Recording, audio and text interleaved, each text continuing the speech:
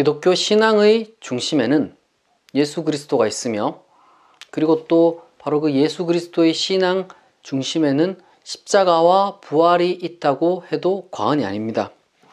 부활주의를 맞이하여 현대인인 우리가 어떻게 그리스도인으로서 여전히 부활신앙을 유의미하고도 풍성하게 누릴 수 있는지, 부활신앙의 세 가지 측면을 함께 묵상하도록 하겠습니다.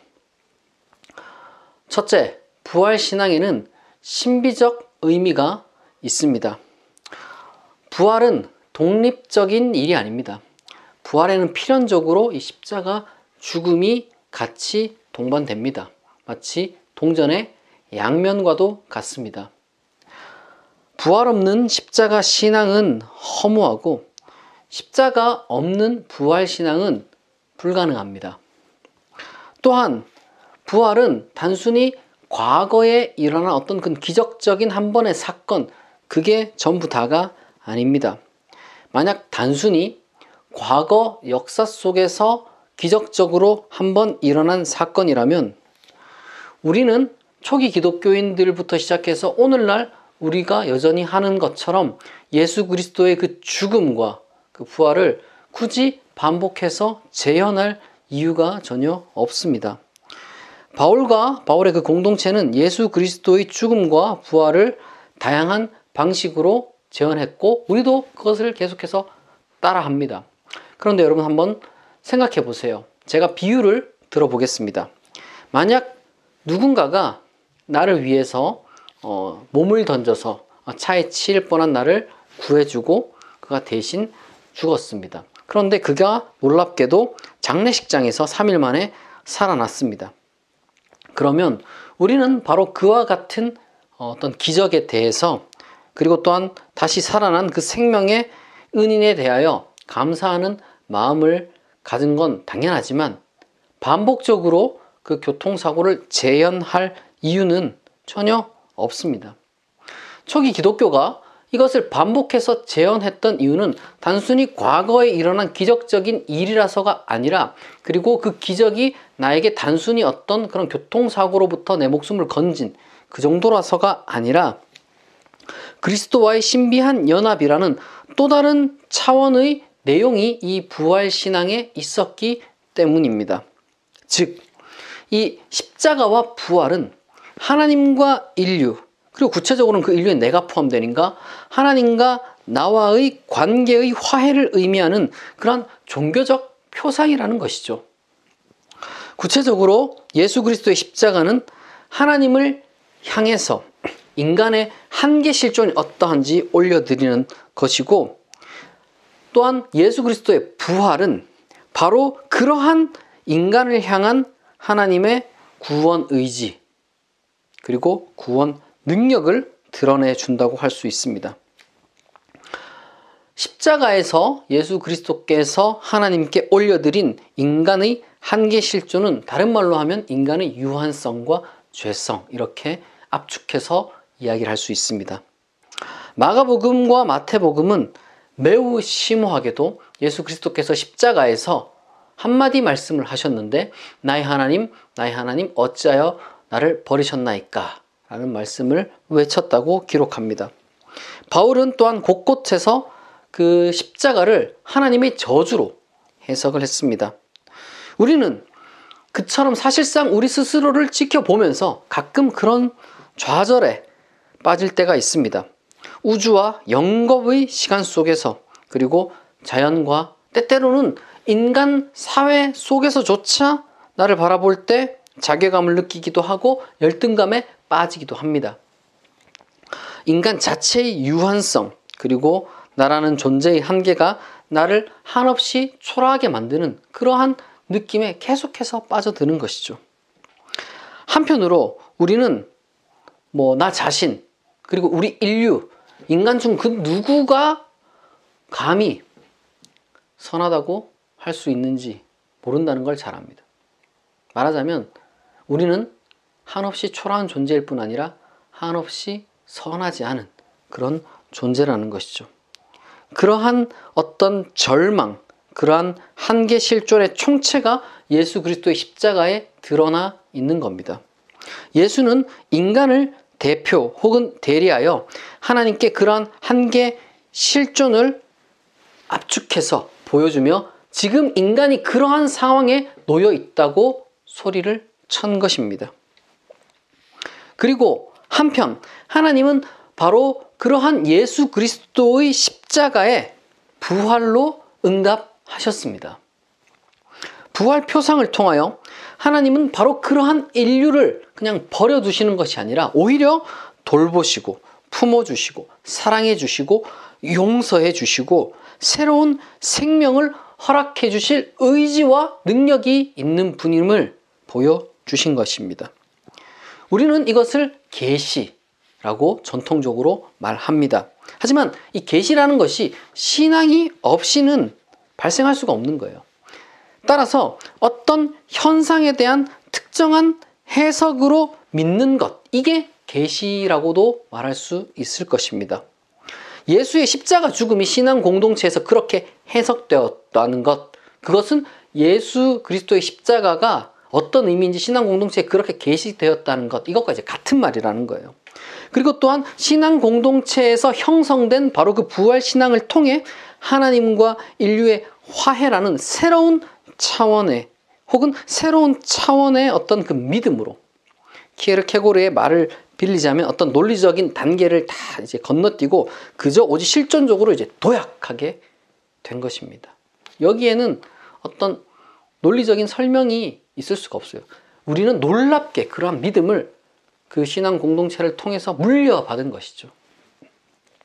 우리는 예수 그리스도의 십자가와 부활이라는 종교적 표상을 따라서 오늘날 우리도 반복함으로써 하나님과 인류, 특별히 이제 하나님과 내가 화해했다는 그 사실을 망각하지 않고 도리어 감사하는 가운데 바로 그런 신비로운 신앙 안에서 새로운 정체성, 새로운 신앙, 다시 말하자면 새로운 삶을 살게 되는 것입니다.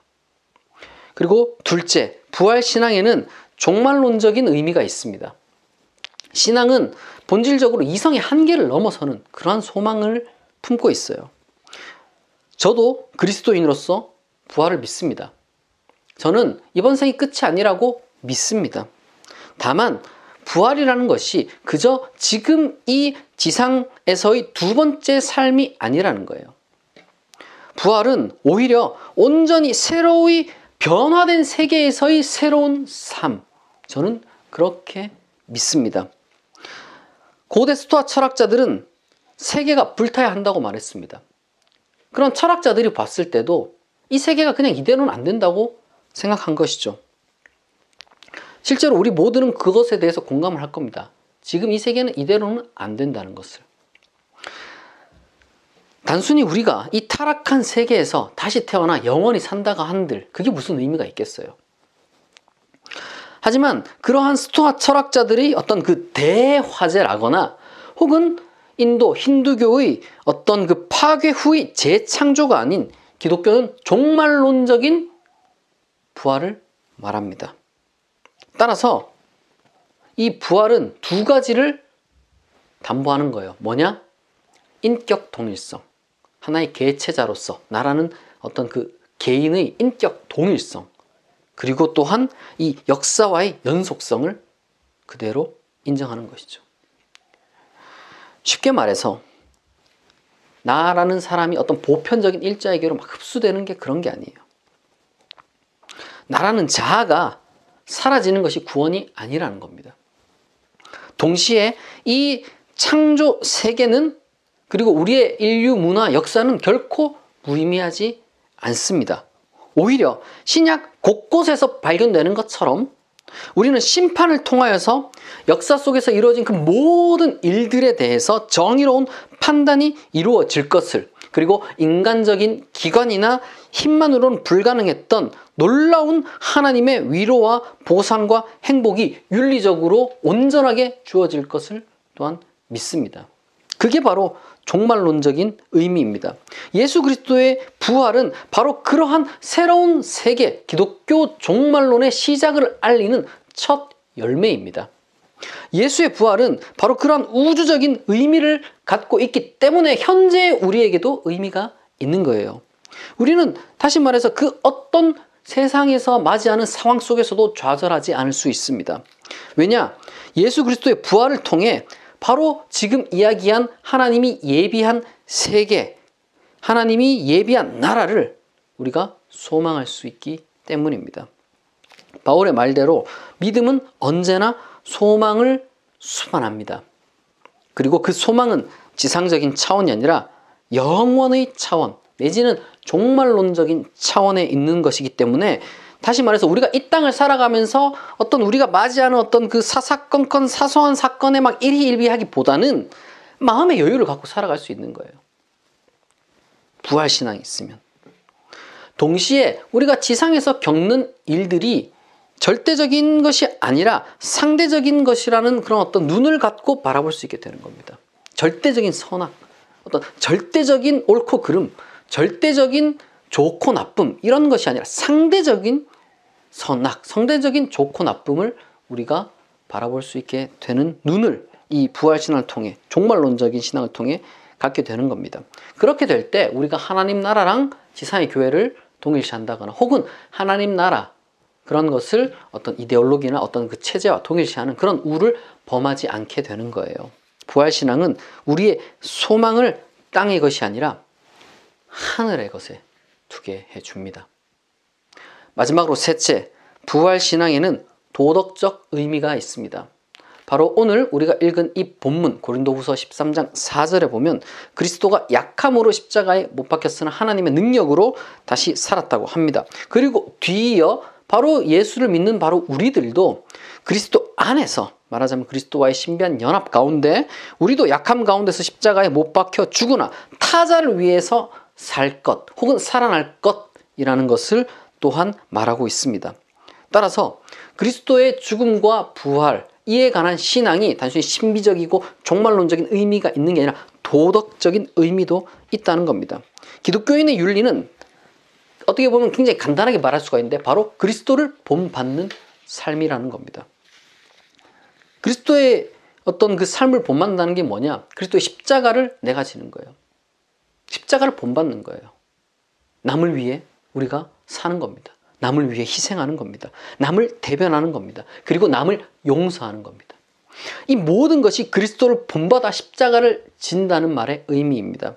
그렇게 사는 것이 당연히 쉬운 게 아니죠. 채찍에 맞는 것과 같고 조롱당하는 것 같고 침뱉음과 매맞음 당하는 것 같고 참된 우정과 내 사랑하는 어떤 사람이라고 생각했던 사람들에게 배신당하는 것과 같고 무엇보다 세상과 하나님에게 버림받은 것 같다. 이런 생각을 들게 만드는 게 바로 십자가의 삶입니다. 그러나 그럼에도 불구하고 나를 위해 사는 것이 아니라 바로 그 십자가의 길, 남을 위해 삶을 사는 것이 기독교인으로서 그리스도와 함께 십자가에 못 박히는 삶이라는 겁니다.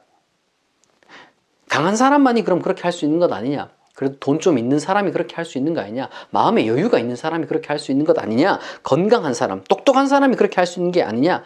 아닙니다. 바울은 기독교인이라면, 부활신앙을 가진 사람이라면 누구나 그렇게 살아야 하고 살 수 있다고 말을 하고 있는 겁니다. 그러면